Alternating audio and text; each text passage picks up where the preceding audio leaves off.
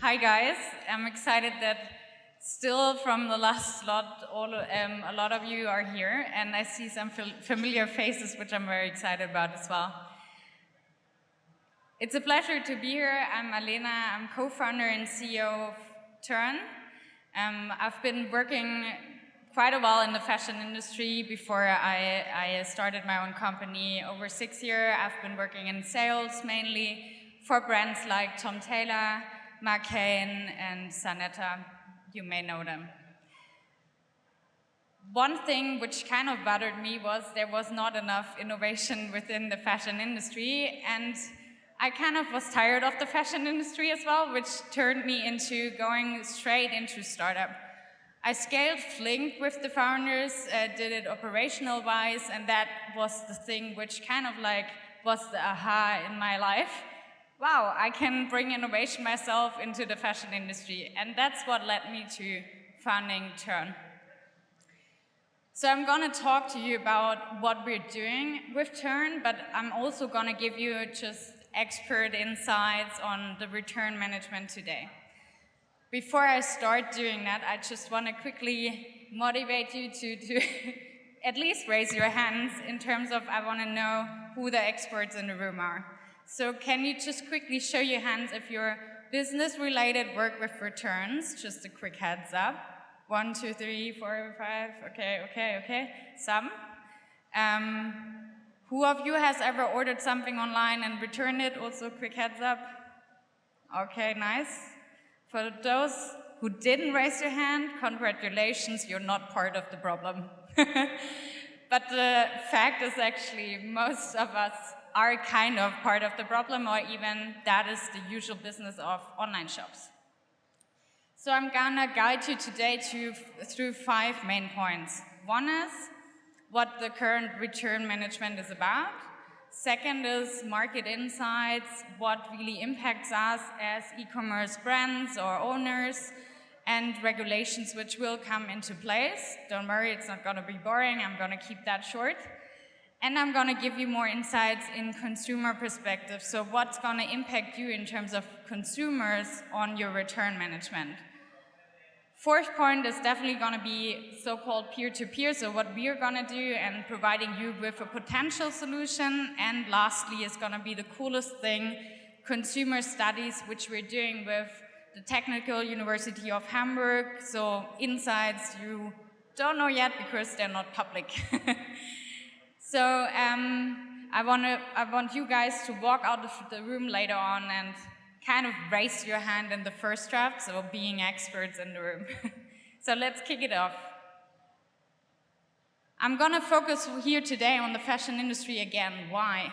This is the biggest return industry actually. Just looking at the German market, e-com, we have an average return rate of 64%. This is over half of what we order actually. Just to give you comparison, if you're not in Germany, also fashion industry on average is 35% in Europe. And if you're in other markets as well, please draw a comparison. For example, home and living or consumer electronics are between 20 and 35%. Books are at 1%. So giving you just the range. Books are at 1%, fashion 64%. So that is a huge gap, right? In terms of absolute numbers, that means 440 million parcels annually, which are being shipped around Germany and fulfillment centers in the EU, just because of returns. And that is not only an economic problem, but also an environmental problem. On the economic perspective, for those of you who are experts, you know it, returns cost up to 20 euros a parcel, and we're talking about parcels, not bigger transportation, just because of shipment costs, fulfillment centers, packaging. On average, we have a basket size of 105 euros in the fashion e-commerce, which means that 20% actually of your revenue is return costs. That's a lot. And in the environmental aspect, we have 1.8 kilograms carbon emissions being set free each transport route, plus additional packaging we're using. So also here, harmful environmental impact. But I think it's something you're all aware of. I just wanted to give you some numbers here. Now let's dig deeper into what it means operational-wise. Imagine yourself ordering 2 pairs of shoes because you're not really know which size really fits you well. I myself mostly order 38 and 39 because I'm in between sizes. So I'll purchase it, one I'm gonna keep, the next one I'm gonna send back. What currently happens is I'm gonna get my shipment label, I go to the post office, from there on a parcel will be shipped to fulfillment centers. That's mostly in Eastern Europe actually, because labor costs are low there. And that's what happens actually, a manual process. Somebody or the person handling the return is really opening the package, scanning it, taking it out, double checking if the right article is in there. Then next step, really throwing the packaging away, clustering it to A, B, C. Most of them are A articles, and then we package it to resend it.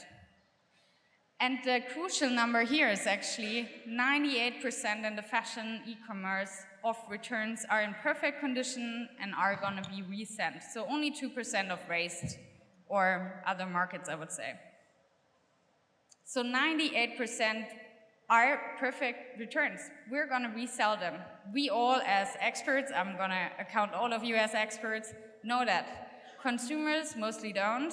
We have a lot of press and media coming up which really reports about returns are being sent directly to trash or disposal. So that is something you really have to keep in mind. Now let's zoom out on the market perspective. What happened the last 2-3 years? You all know.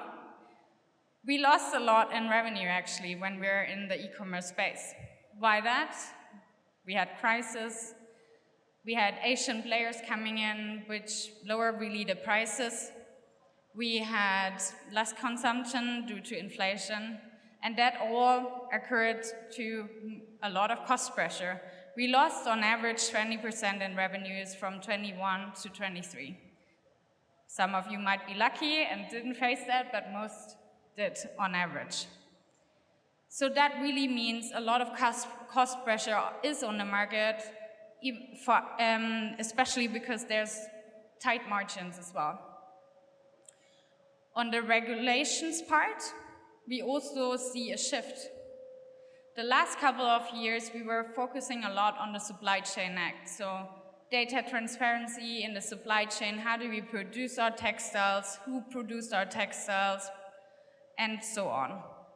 What shifts now is regulations look very deep into what's happening after sales. 3 main regulations I just wanted to give you a glimpse of is one, the EU Green Deal, which you're all heard of, really focuses on making textiles more circular. Second one is the extended producer responsibility, which just means that you as producing company really have to care about what happens after sales. And the third one, which just came up, is the ecologic regulation, Ökodesignverordnung. I just didn't know the English name right now. Which means that there's more pressure on, or aims to reduce really disposal in the textile industry.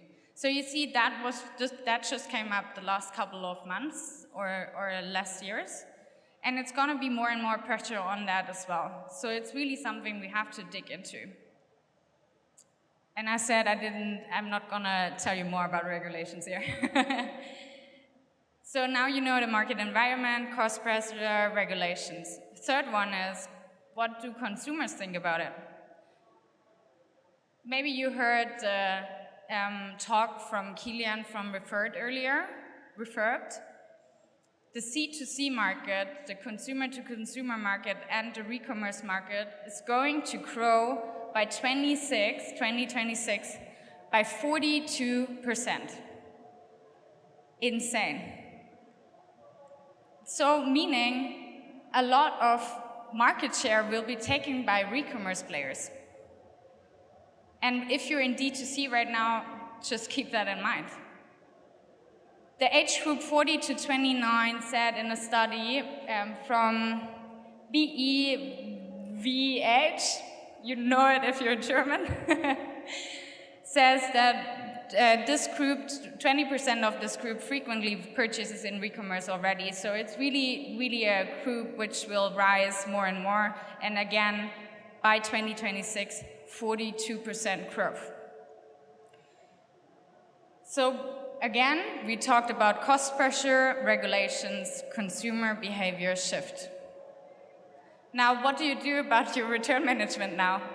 And that's something we thought about at Toern.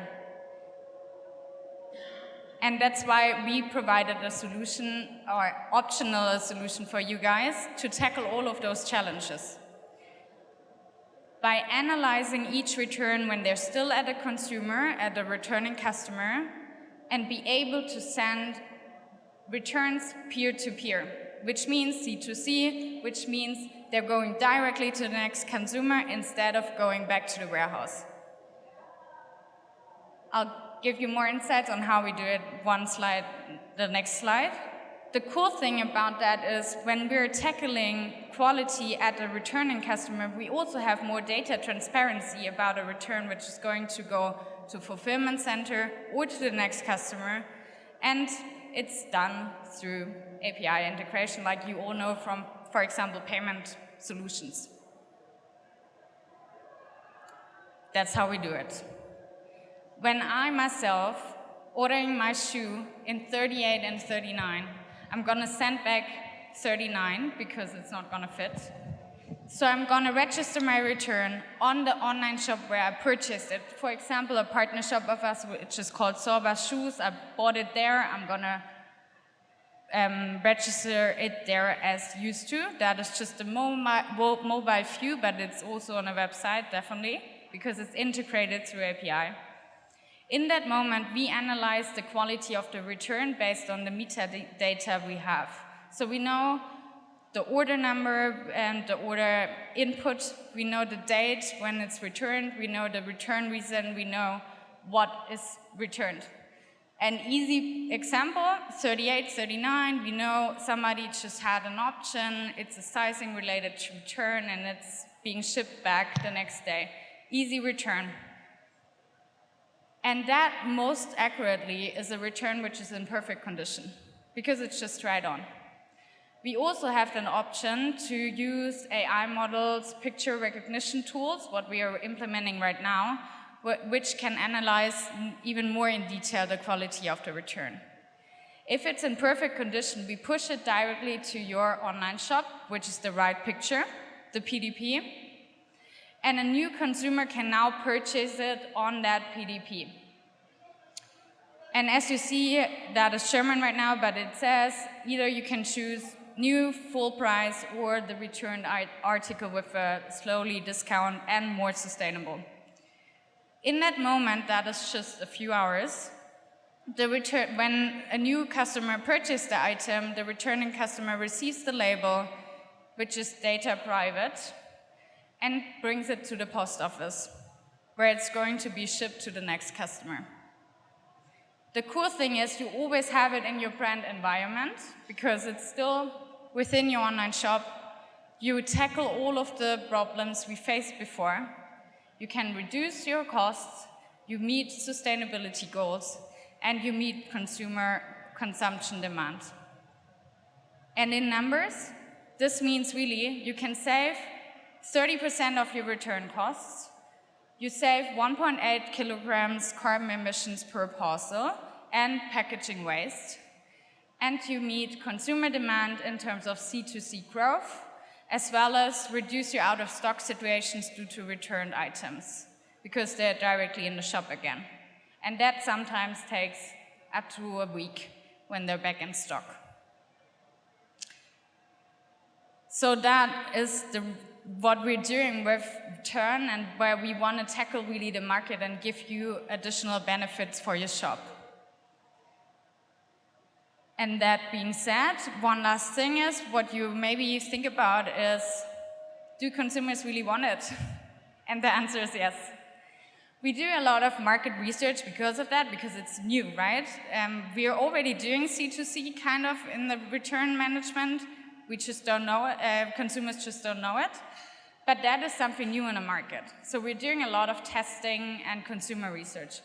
What we did with A/B testing is to give consumers options on whether they would purchase a return or a new article, which one they would choose. And it's insanely high.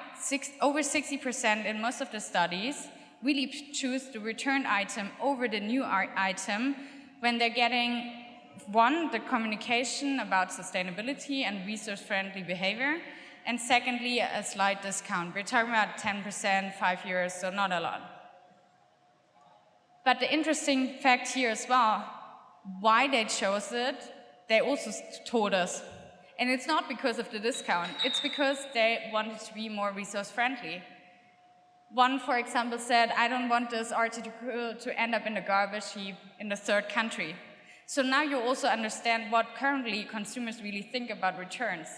They really don't think they're going to be resold. And just ask your friends who are not in the industry, hey, where do you usually think your returns will be? Or next time, double check the sneakers you've ordered. Maybe there's still a little bit of hair on the button. So double check that. And we're excited to do more and more research on it, and we're excited to scale that solution as well with brands. We're in the fashion e-commerce, can be shoes, can be clothing, or accessoires. And I'm very excited actually about your opinion about it, so feel free to reach out right after now, or hit me an email, or you can scan the code. That is my LinkedIn page. I'm very excited to get you all on board and happy for you to ask some questions. Thanks. The first one pertaining to customer acceptance is something that you briefly kind of highlighted. In your experience, how has customer acceptance of purchasing returned items directly from other customers been based on your time at Toern? How it has shifted, or? Yeah. Yeah. I mean, yeah, the studies kind of already showed it, right?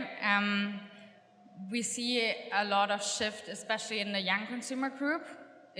It can be a difference in the brands as well. So everyone who has a brand, we're excited to challenge that with your online shop as well. We're doing, for example, right now a huge research with Otto about their consumers. And we did a huge consumer study with Avocado Store, for example. So there we see differences. But it mostly is the same consumer, right? It's just the brand awareness on where they purchase it. But what we see is definitely when returning customers from D2C brands who have a high awareness about the brand, who correlate a lot with the brand, they're also returning nicer than, for example, Amazon. I just make the bad example here. The Amazon users who are just like, I don't care. It might be the same user, but it's just how you proceed the shop. Very interesting. And from a cost, this next question pertains to cost savings for businesses. What kind of cost savings can businesses expect by adopting Toern's peer-to-peer return model? Well, as I said, like 30% of their return costs. It really does depend on your return costs currently, but as I said, up to 20 euros are really return costs, and depending on how optimized you are, you can reduce the transport route, you can reduce the fulfillment and the packaging waste. So we calculate with 30% of your current return costs. So if you're not aware of them, just ask your logistics head or e-commerce head and check it out. It's really on the bottom line a lot of money. And you're mentioning this 30% cost. Now, in recent years, with inflation and everything, getting more expensive energy, what was that number? How much has that increased over the last year or two? We founded our company last year in January, so I would say in the last year it didn't change that much, but let's talk in a few years. Okay, that's fair enough. And then from an environmental impact, how does Toern's approach reduce the carbon footprint associated with product returns? Also here, 1.8 kilograms just per route. What is really interesting, actually, there's a lot of carbon emission data on the supply chain because we were focusing on it a lot the last couple of years. But there's not a lot of transparent data on what after sales looks like. So we have clear data on the transport routes. For example, DHL, Hermes, they provide data, but it's quite hard to judge on a fulfillment level because fulfillment centers which are operating in Germany have another carbon emission footprint than in Eastern Europe, for example. So that is something very interesting, that there's not a lot of data as well, what we're really looking at as well to qualify it even more, which is very interesting for corporates in terms of reporting carbon emissions as well. Okay, awesome. Couple more. How does Toern address environmental and cost associated with traditional e-commerce returns? Say it again. How does Toern address environmental and associated cost with traditional e-commerce returns? Isn't that the same question as just? It's a little bit different. I didn't understand that. No, okay. Well, anyway, so I guess if you will have any other insights, is there anything that you would like to share with the audience today before our time is up? What I want to share? I'm very excited, actually, all of you are still here, even though it's 4:30. And one joke a friend of mine told me about, because I told him I'm the last one speaking today, which I'm very excited about, because usually there's big brands here and we're a startup. He was like, well, returns are the last in the supply chain as well, so deal with it. So that is the last one I want to share. Okay. Ladies and gentlemen, please give a final round of applause for Alena Schneck.